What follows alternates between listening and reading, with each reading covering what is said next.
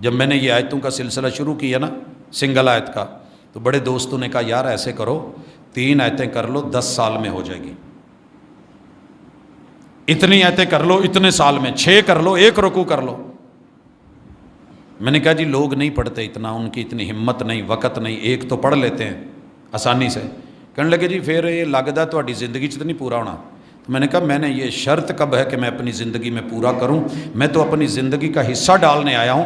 میرے سے پہلے بڑے لوگ آئے تھے، اہل علم تھے، ادھورے چلے گئے، تفسیریں ادھوری رہ گئیں، تحریریں ادھوری رہ گئیں، کتابیں ادھوری رہ گئیں، خواہشات ادھوری رہ گئیں، مگر کام ہوئے مکمل۔ امام مسلم اپنی جو صحیح مسلم ہے اس کی تبویب نہیں کر سکے، امام نووی نے کی ہے،